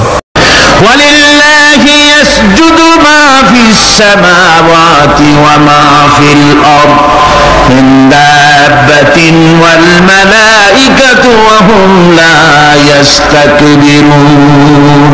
আকাশ এবং জমিনে যা কিছু আছে আমার সিজদা করে, আমার সিজদা থেকে কেউ অহংকার করে না, অহমিকতা করে না, আমার সিজদা থেকে কেউ ফিরে যায় না, সবাই আমাকে সিজদা করে। সুতরাং ও মানুষ, আমার দরবারে সিজদায় মাথা নত করে দাও। সবগুলি আমার সামনে সিজদা করতেছে। আলাম তারা আন্নাল্লাহা ইয়াসজুদু লাহু মান ফিস সামাওয়াতি ওয়া মান ফিল আরদ ওয়াশ-শামসু ওয়াল কামারু ওয়ান নুজুমু ওয়াল জিবালু ওয়াশ-শাজারু ওয়াদ-দাওয়াবু ওয়া কাসীরুম মিনান নাস। আল্লাহ পাক বলছেন, আকাশ এবং জমিনে যা আছে সব আমাকে সিজদা করছে। চাঁদে, সূর্যতে, গাছপালায়, পাহাড় পর্বতে, সবকিছু, সমস্ত প্রাণী জগৎ পর্যন্ত, চতুষ্পদ জন্তুগুলি পর্যন্ত আমি আল্লাহকে সিজদা করে। সুবহানাল্লাহ। আমার বন্ধুগণ, এরপরে সর্বশেষ আমি শেষ করে এনেছি, আর মাত্র 2টি আয়াত আপনাদের সামনে বলে আমরা যাব আকর্ষণীয় মুনাজাতের দিকে ইনশাআল্লাহ। সবাই বলেন ইনশাআল্লাহ। আল্লাহ রাব্বুল আলামিন এবার বলেন, ওয়াল আরদা ওয়াদাহা লিল আনাম ফিহা ফাকিহাতু ওয়ান নাখলু যাতুল আকমাম। আল্লাহ পাক বলছেন, পৃথিবীকে তিনি সমস্ত সৃষ্টির জন্য পৃথিবী বানিয়েছেন। আনাম, আনাম শব্দের অর্থ হচ্ছে জীব, জানদার। যত জানদার আছে সমস্ত জানদারদের জন্য আল্লাহ পাক এই পৃথিবীকে বানিয়েছেন। অর্থাৎ যাদের প্রাণ আছে প্রাণী সময়ের জন্য আল্লাহ যা সৃষ্টি করেছেন সেটা হলো এই পৃথিবী। এই পৃথিবী ছাড়া অন্য কোথাও কোন প্রাণী বসবাসের উপযোগী করে আল্লাহ তৈরি করেন নাই। এই পৃথিবীটা কি আল্লাহ পাক প্রাণীদেরকে বসবাসের উপযোগী করে তৈরি করেছেন। তারপরে বলছেন পৃথিবী তো তৈরি করলাম, এরপরে আমি তাদের সমস্ত খাবার দাবারের ব্যবস্থাও করেছি। খেজুরগুলিকে আমি প্যাকেট করে তোমাদের সামনে দিয়েছি, আচ্ছাদন দিয়ে দিয়েছি। খেজুরের কথা এখানে বলা হয়েছে, শুধু খেজুর নয়, খেজুর, আঙ্গুর, বেদানা, আপেল, যত খাবার আমাদের সামনে আল্লাহ দিয়েছেন সমস্ত খাবারগুলি প্যাকেট করা। জোরে বলেন কি করা? প্যাকেট করা। কি মহব্বত করে আল্লাহ দিয়েছেন। কলা বলেন, তাল বলেন, বেল বলেন, সব খাবারগুলিকে আল্লাহ পাক প্যাকেট করে মানুষের সামনে হাজির করেছেন। কারণ ওয়ালাকাদ কাররামনা বানি আদমা, যেহেতু আদম সন্তানকে আমি সম্মানিত করেছি, তাই আদম সন্তানের সামনে, ভদ্র সম্মানিত মেহমানের সামনে যত খাবার দিলাম সব খাবারগুলিকে আমি গুছিয়ে সুন্দর করে সাজিয়ে আমি কভার করে তোমার সামনে পেশ করেছি। ওয়াল হাব্বুল আসফি ওয়ার রাইহান, এরপরে দানা দিয়েছি, ভুসি দিয়েছি। দানা হচ্ছে মানুষের খাবার, ভুসি হচ্ছে পশুর খাবার। এই মানুষের খাবার, পশুর খাবার সবকিছু আমি পরিবেশন করেছি। এরপর আল্লাহ বলছেন ফাবিআইয়ি আলা'i রাব্বিকুমা তুকাযযিবান। পড়েন ফাবিআইয়ি আলা'i রাব্বিকুমা তুকাযযিবান। আল্লাহ পাক বলছেন কোন নিয়ামতকে, তোমার প্রভুর কোন নিয়ামতকে অস্বীকার করতে পারো? আল্লাহর কোন নিয়ামতকে অস্বীকার করতে পারবে না। এভাবে হাজারো নিয়ামত দিয়ে আমি তোমাদেরকে সমৃদ্ধ করেছি। সূরা আর রহমান একেবারে শেষ পর্যন্ত আল্লাহর এই সমস্ত নিয়ামত দিয়ে ভরা, নিয়ামতের কথা দিয়ে, রহমতের কথা দিয়ে ভরা। যেরকম সুবহানাল্লাহ বিহামদিহি। এই কোরআন, যে কোরআন আল্লাহ আমাদের শিক্ষা দিলেন, এই কোরআন অনুযায়ী দয়া করে যে কোরআন দিলেন, যাতে অর্থনীতি আছে, সমাজনীতি আছে, রাজনীতি আছে, যাতে মানুষের পারিবারিক জীবন আছে, সবকিছু যে কোরআনে আছে, এই কোরআন দিয়ে রাসূলুল্লাহ একটা সমাজ তৈরি করেছিলেন যেখানে চুরি ছিল না, ডাকাতি ছিল না, জেনা ব্যভিচার ছিল না। ওরকম একটি সমাজ বাংলাদেশে প্রতিষ্ঠিত হোক, এটা কি আপনারা চান? কারা কারা চান? দেখতে চাই।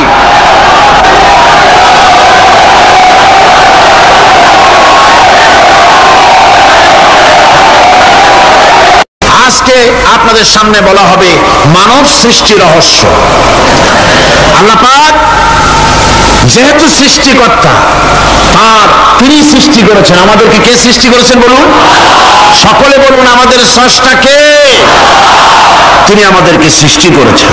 যেহেতু তিনি আমাদের সৃষ্টি করেছেন, সেহেতু আমাদের সঠিক রাস্তা, সঠিক পথ বলে দেওয়ার দায়িত্ব কার? সেই আল্লাহ পাকের। যেহেতু সৃষ্টি করেছেন তিনি, রাস্তা বলে দেওয়ার দায়িত্ব সেই আল্লাহ পাকের। কোরআন মাজিদে এই কথাটি অনেক জায়গায় আল্লাহ পাক বলেছেন। যেমন সূরা আল-লাইলের ভিতরে বলা হয়েছে ইন্না আলাইনা লাল হুদা, আমার উপরে এটা দায়িত্ব, পথ কর্মপদ্ধতি পরিদর্শন করা, প্রদর্শন করা, রাস্তা দেখানো, এটার দায়িত্ব হচ্ছে আমি আল্লাহ পাকের। রাস্তা দেখাবেন কে? আল্লাহ পাক। ভাইরা আমার, আল্লাহ পাক পথ দেখিয়েছেন, আল্লাহ পাক রাস্তা দিয়েছেন। মরুভূমির ভিতরে যে রব্বুল আলামিন পথের নিশানা তৈরি করে দিলেন, যেখানে গভর্নমেন্ট রাস্তা বানাতে পারে না, মরুভূমির ভিতরে যিনি পথের নিশানা বানালেন মানুষ যেন না হারায়, যে আল্লাহ রাব্বুল আলামিন দুর্গম পাহাড়ের ভিতরে গিরিপথ তৈরি করে দিলেন মানুষ যেন হারায় না যায়। সমুদ্রের ভেতরে নাবিকরা দিনের বেলায় সূর্যের আলো দেখে পথ চলে, রাতের আধারে সে যেন গভীর সমুদ্রের ভিতরে হারায় না যায়। আল্লাহ তাই আকাশের ভিতরে তারকা মণ্ডলী খচিত করে রেখেছেন। সমুদ্রের নাবিকেরা, জাহাজের নাবিকেরা তারকা দেখে দেখে পথ নির্ণয় করে নেন। যে মাবুদ রাস্তা বানালেন জঙ্গলের ভিতরে, পাহাড়ি এলাকার ভিতরে, যে মহান প্রভু রাস্তা বানালেন, নিশানা বানালেন মরুভূমির ভিতরে, যিনি রাস্তা দেখায় দিলেন গভীর সমুদ্রের ভেতরে, সেই আল্লাহ রাব্বুল আলামিন। আমরা দুনিয়ার বুকে মানুষেরা অন্ধকারে মরবো, রাস্তা হবে না, এমনটি তো হতেই পারে না। আল্লাহ রাব্বুল আলামিন আমাদের জন্য রাস্তা বানাইছেন। মহান আল্লাহ রাব্বুল রাব্বুল আলামিন বলেন ওয়া আলাল্লাহি কাসিদুস সাবিলি ওয়া মিনহা জাইরুন। আল্লাহ পাক বলেন সোজা রাস্তা সোজা পথ বলে দেওয়ার দায়িত্ব আমি আল্লাহর, যেখানে রয়েছে অসংখ্য বাঁকা পথ, অসংখ্য বাঁকা পথ যেখানে, যে পৃথিবীতে, সেখানে সোজা রাস্তা বলে দেওয়ার দায়িত্বটা কার? জোরে বলেন কার? আল্লাহ শুধু সৃষ্টি করেন না, সৃষ্টি করেন, শিক্ষা দেন, পথ বলে দেন, পথটাও বাকি রাখেন না, পথটাও তিনি বলে দিয়ে দেন। হযরতে মূসা আলাইহিস সালামের কাছে ফেরাউন প্রশ্ন করল, তুমি যে রবের দাবি করছো যে একজন রব আছেন, সে রবের পরিচয় কি? তোমার সেই রব কে? হযরত মূসা আলাইহিস সালাম যে জবাবটা দিলেন, কি সুন্দর জবাব, এক কথার ভিতরে সমস্ত কথা সন্নিবেশিত হয়ে গেছে। ফেরাউনের প্রশ্নের জবাবে রব কে, এ কথার জবাব দেওয়া যায়, হাজার হাজার পৃষ্ঠা লেখা যায় রবকে, তার পরিচিতি। আমি যদি এখন শুধু রব শব্দের ব্যাখ্যা করি, তাফসীর করি, রাত শেষ হয়ে যেতে পারে, ইনশাআল্লাহ ব্যাখ্যা দেওয়া যাবে। কিন্তু মূসা আলাইহিস সালাম কি সুন্দর একটা জবাব দিয়ে দিলেন, রবকে শোনো, রব্বুনাল্লাযী আ'তা কুল্লা শাইইন খালকাহু সুম্মা হাদা। রব হচ্ছেন সেই, আমার প্রভু হচ্ছেন তিনি, যিনি সমস্ত সৃষ্টিকে, সমস্ত মাখলুকাতকে যিনি সৃষ্টি করেছেন, আর সৃষ্টি করার পর তার চলার জন্য পথ তৈরি করে দিয়েছেন। তিনি হচ্ছেন আল্লাহ পাক, যিনি সৃষ্টি করেন আর পথের দিশা দেন, তিনি হচ্ছেন আল্লাহ পাক, তিনি হচ্ছেন রব। শুধু বানান না, বানাবার পরে তার প্রয়োজনটাও মিটায় দেন। আল্লাহ পাক সেই আল্লাহ বলছেন খালাকাল ইনসানা আল্লামাহুল বায়ান। তিনি মানুষ সৃষ্টি করেছেন। আমি সম্ভবত দ্বিতীয় দিনে আপনাদেরকে বলেছিলাম, মানুষ বানর থেকে আসে নাই, মানুষ ওরাং ওটাং থেকে আসে নাই, মানুষ শিম্পাঞ্জি থেকে আসে নাই, মানুষ বাঁদরের গোষ্ঠী নয়, মানুষ এসেছে মাটি থেকে, আদম থেকে। মানুষের পূর্বপুরুষ হচ্ছেন হযরতে আদম আলাইহিস সালাম। মানুষের পূর্বপুরুষ কে? আদম আলাইহিস সালাম। আর মানুষের পূর্বপুরুষ হচ্ছেন আদম আলাইহিস সালাম, আর তার উৎপত্তি হচ্ছে মাটি থেকে। মানুষ এসেছে আদম থেকে, আদম এসেছে মাটি থেকে। এখন আল্লাহ পাক বলছেন যে আমি হচ্ছি তোমার স্রষ্টা, আমি তোমাকে বানাইছি। কোরআনে কারীমের কথা এভাবে বলছে, কাইফা তাকফুরুনা বিল্লাহি ওয়া কুনতুম আমওয়াতান ফাহিয়াকুম সুম্মা ইউমীতুকুম সুম্মা ইউহয়ীকুম সুম্মা ইলাইহি তুরজাউন। হে মানুষ, তোমরা কিভাবে কুফরি করো, অস্বীকার করো, আল্লাহর সাথে নাফরমানি করো? কিভাবে করো?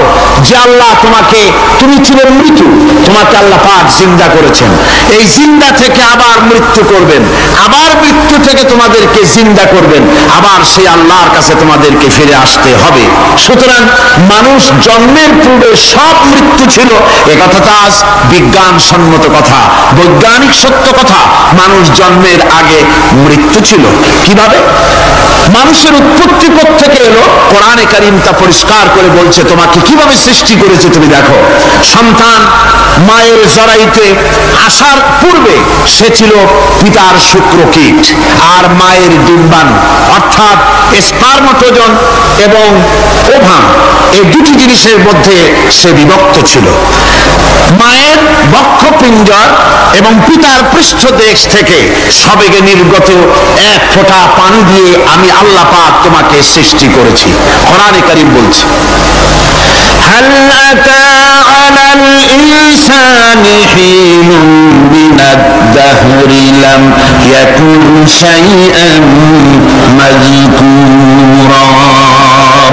মানুষের জীবনে কি এমন এক সময় এসেছিল না যখন সে উল্লেখযোগ্য বিষয় বস্তু হিসাবে পরিগণিত ছিল না? তোমার নাম ছিল না, পরিচয় ছিল না, কিছুই ছিল না, দুনিয়ার কেউ তোমাকে জানতো না, শুনতো না। আমি আল্লাহ পাক তোমাকে সৃষ্টি করেছি। তুমি কোত্থেকে এলে? কোরআনে কারীম থেকে তা জেনে নাও।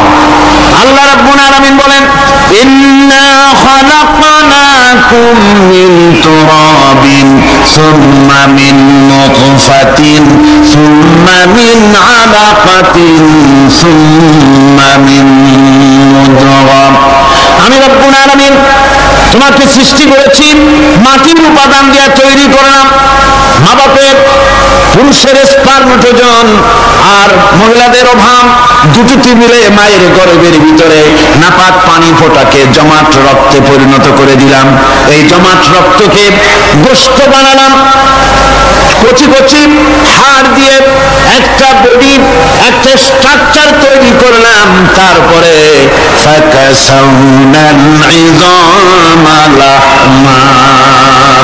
গোশত দিয়ে রক দিয়ে চামড়া দিয়ে সুন্দর করে ছাউনি দিয়া মায়ের গর্ভের ভিতরে আমি আল্লাহ রব্বুল আলামিন তোমাকে বানাইছি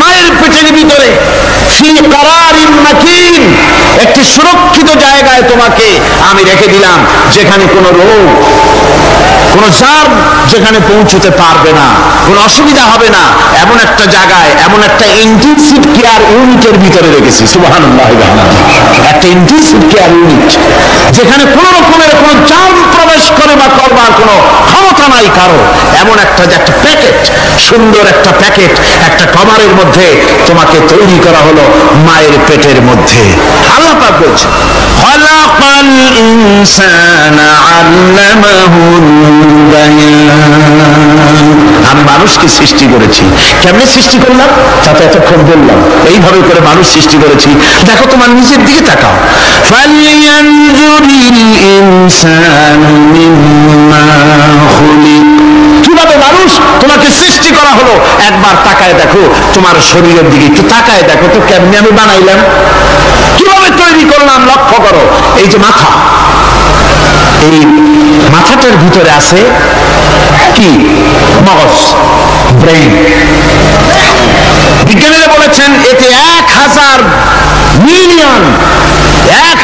মিলিয়ন নার্ভ সেলস আছে এর মধ্যে 1000 মিলিয়ন নার্ভ সেল সেল হচ্ছে CELL সেল সেল মানে কোষ এই 1000 অনুভূতি কোষ 1000 মিলিয়ন অনুভূতি কোষ রয়েছে মাথার ভেতরে মস্তিষ্কের এসব কোষগুলি এসব সেলগুলি তার মধ্যে আবার আছে নার্ভ ফাইবার অর্থাৎ সূক্ষ্ম নার্ভ সুতা সমগ্র শরীরের মধ্যে তা ছড়িয়ে দেওয়া আছে এই সূক্ষ্ম সুতার মাধ্যমে ঘন্টায় 70 মাইল বেগে শরীরের প্রত্যেকটা অঙ্গ প্রত্যঙ্গের খবর মস্তিষ্কের মধ্যে চলে যায় সুবহানাল্লাহ আপনার পায়ে যদি কাটা ফোটে শরীরে যদি ব্যথা লাগে ঘন্টায় 70 মাইল বেগে সূক্ষ্ম যে তারগুলি আল্লাহ দিয়েছেন ওই তারের মাধ্যমে আপনার মাথায় চলে যায় মস্তিষ্কে গেলে পরে তড়িৎ গতিতে সিদ্ধান্ত হয় কাটা তুলতে হবে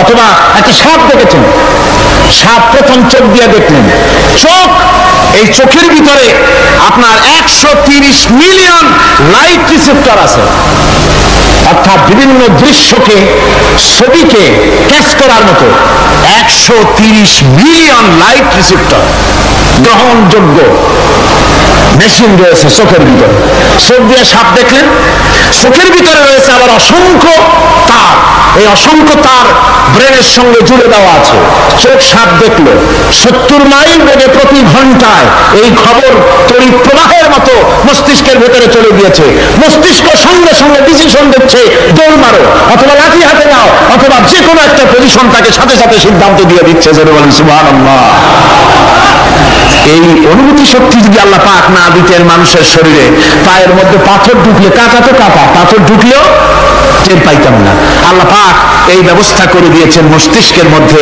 এতগুলি সেল প্রত্যেকটা সেলের আলাদা আলাদা কাজ সুখ দুঃখ ভালোবাসা মহব্বত আনন্দ স্বাদ ইত্যাদি জিনিসের অনুভূতি মস্তিষ্কের ভেতর থেকেই হয় এখানে সেগুলি রেখে দেওয়া হয়েছে তারপরে রয়েছে এই মস্তিষ্কের ভেতরে মেমোরি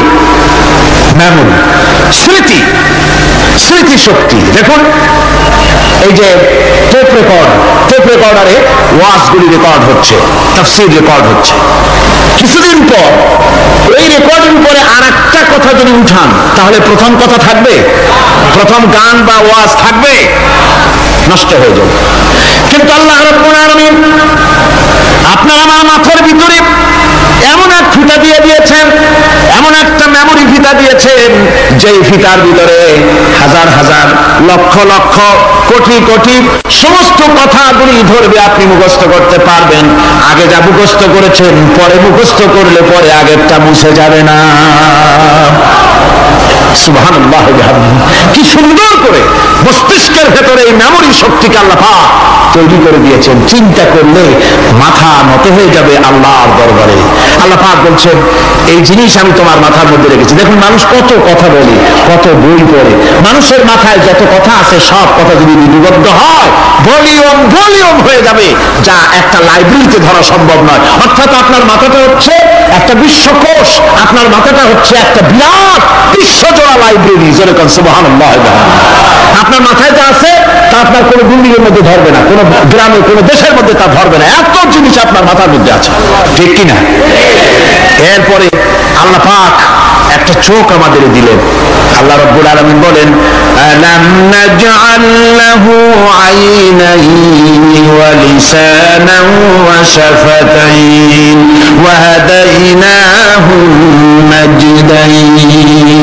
আমি কি তোমাদেরকে দুটি চক্ষু আর জিহ্বা, আর তোমাদেরকে আমি কি তোমাদের দুটি চক্ষু, দুটি ঠোঁট আর জিহ্বা কি আমি তোমাদের দেই নাই, যা দিয়ে তোমরা দেখতে পাও, যা দিয়ে তোমরা অনুভূতি, মাথার ভিতরে অনুভূতি জাগে? এই যে দুটো চোখ দিলাম, সুবহানাল্লাহ, সুবহানাল্লাহ বলে। দুটি চোখ আছে বলে এই সুন্দর পৃথিবী দেখতে পাই। চোখ দুটি না থাকলে পৃথিবী অন্ধকার, মা দেখতে পাবো না, কোরআন দেখতে পাবো না, পৃথিবী দেখতে পাবো না, বাপ দেখতে পাবো না, সন্তান দেখতে পাবো না, দুনিয়াটা মিথ্যা হয়ে যাবে, ঠিক কিনা? ছোট্ট চোখ, 1 থেকে 1.5 ইঞ্চির ভিতরে এত সুন্দর দুটি ক্যামেরা, যে ক্যামেরা দিয়া দুনিয়ার সব কিছুকে ক্যাচ করা যায়, সব ক্যাচ করা যায়। বলুন তো, এমন একটা বাক্স আপনারা কেউ বানায় দিতে পারবে যে বাক্সের ভিতরে হাতি, ঘোড়া, বাঘ, ভল্লুক, ময়না, টিয়া, পাহাড়, পর্বত, নদ নদী, কীট পতঙ্গ, তরুলতা, গাছপালা, গোষ্ঠী শুদ্ধা ধরবে, আরো খানিকটা জায়গা বাকি থাকবে, এরকম একটা বাক্স কেউ বানায় দিতে পারবে? পারবে না। এমন একটা বাক্স পৃথিবীর কোন মিস্ত্রি বানাতে পারবে না। কিন্তু আল্লাহ রাব্বুল আলামিন আপনার আমার কপালের নিচে 1 থেকে 2 ইঞ্চির ভিতরে এমন 2টা ফিল্ম বক্স তৈরি করে দিয়েছেন, যা দিয়ে তাকাবেন আপনি কোটি কোটি মানুষ দেখবেন, পাহাড় দেখবেন, সমুদ্র দেখবেন, সূর্য দেখবেন, চন্দ্র দেখবেন। এত কিছু দেখার পরেও চোখের ভিতরে আরো খানিকটা জায়গা ফাঁকা থেকে যায়। কি বিরাট নিয়ামত এই চোখ আল্লাহ পাক আমাদেরকে দান করেছেন। এই চোখকে হেফাজতের জন্য আবার চোখের উপরে সানসেট তুলে দেওয়া আছে, সানসেট ভুরু, আল্লাহ ভুরু লাগাই দিয়েছেন, নিচে একটু হাড় জায়গায় দিয়েছেন, উপরে সানসেট, ভেতরে চোখ, যাতে করে বল এসে লাগলে পরে চোখটা গলে না যায়, আছাড় খেলে পরে চোখটা গলে না যায়, চোখটাকে সেফ সাইডে রেখে দিয়েছেন আল্লাহ পাক সুবহানাহু ওয়া তাআলা। আল্লাহ পাকের কাছে শুকরিয়া তো আদায় করলাম না, আদায় করি, আসুন পড়ি আমরা সবাই, আলহামদুলিল্লাহি রাব্বিল আলামিন। আল্লাহ পাক বলেন, আলাম নাজআল লাহু আইনাইনি ওয়া লিসানান ওয়া শাফাতাইন। জিহ্বা দিলাম আমি তোমাকে, এই জিহ্বার ভিতরে 3000 আস্বাদন স্তর আছে।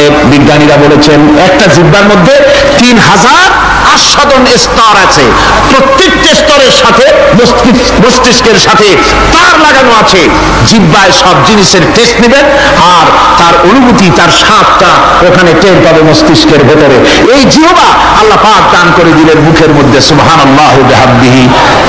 সব রকমের স্বাদ পান না একরকম, জিলাপির স্বাদ একরকম, রসগোল্লার স্বাদ আর একরকম, ছানার স্বাদ আর একরকম, বেলের স্বাদ একরকম, তালের স্বাদ আর একরকম, মুরগির স্বাদ একরকম, খাসির স্বাদ আর একরকম, লট্টা ফিশের স্বাদ একরকম, শুটকির স্বাদ আর একরকম, কোরাল মাছের স্বাদ আর একরকম, শাকের স্বাদ আর একরকম।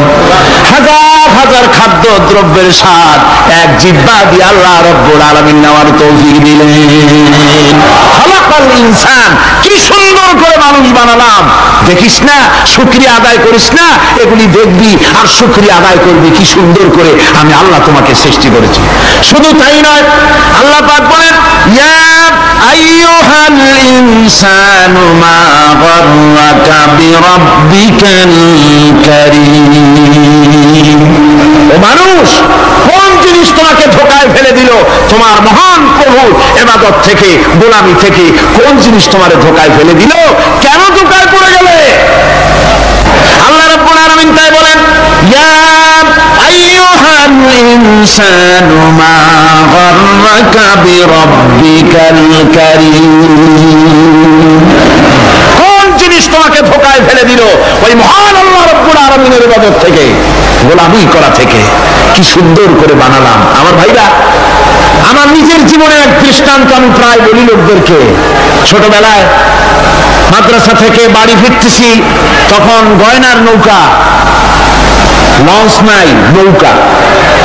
সেই নৌকা বিরাট লম্বা নৌকা, 4-5 জনের দাঁড় বায়, বড় বড় লম্বা লম্বা দাঁড়, ছিপ নৌকা, খুব লম্বা নৌকা। এই নৌকাগুলি প্যাসেঞ্জার বহন করে।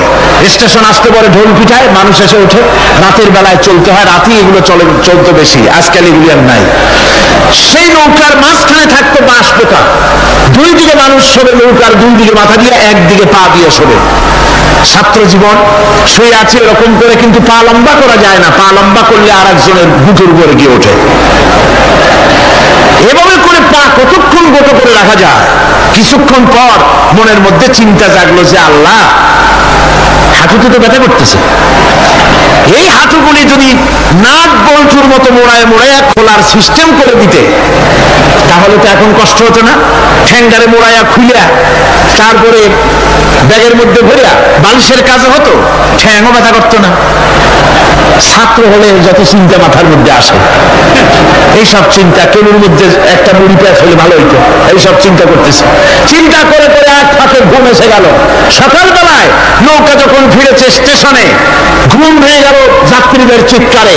একজন বলছে আমার মানি ব্যাগ চুরি হয়েছে, আরেকজন বলল আমার হ্যান্ড ব্যাগ গেছে, আরেকজন বলছে আমার ব্রিফকেস গেছে, চলে নিয়ে গেছে। ওরা তো যার যার হারানো জিনিস নিয়ে ব্যস্ত। আমি তখন তওবা করতেছি যে আল্লাহ, আমার বুদ্ধিমতো যে বুদ্ধি রাত্রে করলাম, এই বুদ্ধিমতো যদি মানুষের হাতে এবং কেবিতে থাকতো নাট বল্টুর মতো করে মুড়ি পেঁয়াজ দেওয়া, আর ওইগুলি যদি থাকতো ব্রিফকেসের মধ্যে, হ্যান্ডব্যাগের মধ্যে, তাহলে তো সকালবেলায় শুনতাম কেউ বলতো যে আল্লাহ আমার তো ঠ্যাং চুরি হয়ে গেছে, কেউ বলতো আমার তো হাত চুরি হয়ে গেছে। আল্লাহ আল্লাহ আল্লাহ আল্লাহ, আল্লাহু আকবার। আল্লাহ সুবহানাহু ওয়া তাআলা কি সুন্দর করে তৈরি করেছেন। এত হাল তারা মিন ফুতুর, আমার সৃষ্টি নৈপুণ্যতার ভেতরে কোনো ভুল দেখতে পাও? কোনো ভুল পাবে না। আমার সৃষ্টি নৈপুণ্যতার ভেতরে কোনো ভুল নাই। সুবহানাল্লাহি বিহামদিহি, সুবহানাল্লাহি বিহামদিহি। এত সুন্দর করে আল্লাহ সুবহানাহু ওয়া তাআলা মানুষ সৃষ্টি করলেন। খলাকাল ইনসান আল্লামাহুল বায়ান। তিনি মানুষকে কথা বলা শিখিয়েছেন, তিনি মানুষকে সৃষ্টি করেছেন এত সুন্দর করে, চামড়া দিয়ে, সুন্দর করে চোখ দিয়ে, চুল দিয়ে, মুখ দিয়ে, কি সুন্দর করে বানিয়েছেন। সুবহানাল্লাহ। দেখুন, পায়ের তালুর চামড়া একরকম, তলার চামড়া আর একরকম, বুকের চামড়া একরকম, পিঠের চামড়া আর একরকম, ঠিক কিনা কর? পায়ের উপরের যে চামড়া, ওই চামড়াটা যদি পায়ের তলায় হতো, 2 দিনও হাঁটা যেত না। প্রতি সপ্তাহে 3 বার করে হাফসুল করা লাগতো, কোন ঠিক কিনা? আল্লাহ সুবহানাহু ওয়া তাআলা যেখানে যেটা দরকার তাই দিয়েছেন। আর ওরা বলে কি, কয় যে আল্লাহ নাই, দেয়ার ইজ নো গড। ছাগল কোথাকার। গ্যাগারিন বলেছিলেন, ইউরি গ্যাগারিন, প্রথম মহাশূন্যচারী, মহাশূন্য পরিভ্রমণ করে এসে বললেন যে মহাশূন্যের লক্ষ লক্ষ মাইল পরিভ্রমণ করে এলাম। মহাশূন্যে হিন্দুরা যাকে ভগবান বলে, খ্রিস্টান যাকে গড বলে, মুসলমানেরা যারা আল্লাহ বলে, এই লক্ষ লক্ষ মাইলের কোন জায়গায় অস্তিত্ব দেখলাম। কিসের আল্লাহ, কিসের গড? নাউযুবিল্লাহি মিন যালিক। কত বড় ছাগল! তুমি দেখো আল্লাহ রে, তুমি তো নিজের শরীরই নিজে দেখো না। আমরা কি আমাদের নিজের শরীরকে দেখি? আয়নার সাহায্য ছাড়া ঘাটটা কেমন, হিপটা কেমন, ব্যাকটা কেমন, পেছনের উল্টা দেখতে কেমন, আজ পর্যন্ত আয়নার সাহায্য ছাড়া দেখতে পারি নাই। নিজের শরীরটাই দেখতে পারি নাই, আর এই শরীরের স্রষ্টাকে দেখতে চাই। সাহস তো কম না পাগলের। আল্লাহ সুবহানাহু ওয়া তাআলা তিনি মানুষকে সৃষ্টি করেছেন, কত সুন্দর করে তিনি বানিয়েছেন। একবার লক্ষ্য করে দেখো, শুকরিয়া আসবে আল্লাহর দরবারে, মাথা নত হয়ে আসবে। কি সুন্দর করে আল্লাহ পাক বানিয়েছেন। মানুষের শরীরে কিডনি লাগবে দুটি, কিডনি লাগবে একটা। কিডনি কি? কিডনি হচ্ছে আপনার পেশাবকে ছেঁকে বের করে দেয়। এত দারুণ জিনিস আপনার শরীরের জন্য। কিডনি যদি ইনঅ্যাক্টিভ হয়ে যায়, হাত পায়ে পানি এসে হাত পা ফুলে আপনি মৃত্যুর দিকে এগোতে থাকবেন। এই কিডনি, এই ছাকনি মাত্র একটা হলে চলে, কিন্তু আল্লাহ পাক ছাকনি এই কিডনি দিয়েছেন দুটো। কটা দিলেন? দুটো। একটা যদি কখনো ডিসঅর্ডার হয়ে যায়, আর একটা দিয়ে যেন আমার বান্দা কাজ চালায় নিতে পারে। সুবহানাল্লাহ বিহামদিহি, সুবহানাল্লাহ। চোখ তো একটা হলেও হয়, কিন্তু আল্লাহ চোখ দিলেন দুটো। কটা দিয়েছেন? দুটো চোখ দিয়েছেন, দুটো কান দিয়েছেন। আমি অবাক হয়ে গিয়েছি যখন আমার ছেলের চিকিৎসা চলতেছিল সিঙ্গাপুর মাউন্ট এলিজাবেথ হসপিটালে। 7টা অপারেশন হয়েছে। আমার ছেলে কারিবুল মত, একেবারে মৃত্যুর দুয়ারে চলে গিয়েছিল। 7টি অপারেশন, 40 ব্যাগ রক্ত লেগেছে। 2.5 ফিট তার ইন্টেস্টাইন কেটে ফেলেছে, 2.5 ফিট খাদ্যনালী কেটে ফেলে দিয়েছে। আমি ডাক্তারকে জিজ্ঞেস করলাম, সার্জনকে, 2.5 ফিট তার খাদ্যনালী তুমি কেটে ফেললে, আমার এই ছেলে খেয়ে হজম করবে কি করে? তার খাওয়া দাওয়ায় প্রবলেম হবে না? ডাক্তার আমাকে যা বলল, শোনামাত্র আমার চোখে পানি এসে গেল। ডাক্তার বলল, তুমি জানো না, আমি তো মাত্র 2.5 ফিট কেটেছি। তোমার স্রষ্টা, এই পৃথিবীর স্রষ্টা মানুষ যিনি সৃষ্টি করেছেন, প্রত্যেক মানুষের পেটের ভিতরে এই খাদ্যনালীকে রব্বুল আলামিন 22 ফিট লম্বা করেছেন। 22 ফিট লম্বা আছে এটা। আমি তো মাত্র 2.5 ফিট কেটেছি। কোন প্রয়োজনে যদি কাটতে কাটতে আরো কাটা হয়, 10 ফিটও কাটা হয়, কষ্ট হবে না। সুবহানাল্লাহ। তার শ্বাস নেওয়ার জন্য, প্রশ্বাস নেওয়ার জন্য কি ব্যবস্থা আল্লাহ পাক করেছেন। হার্ট, মানুষের হার্ট বিট হচ্ছে, এটাকে হার্ট বিট যেটা হয়, সংকোচন সম্প্রসারণ। এই যে মানুষ, ডাক্তাররা বলে রুগী হার্ট অ্যাটাক করেছে, হার্ট অ্যাটাক করেছে।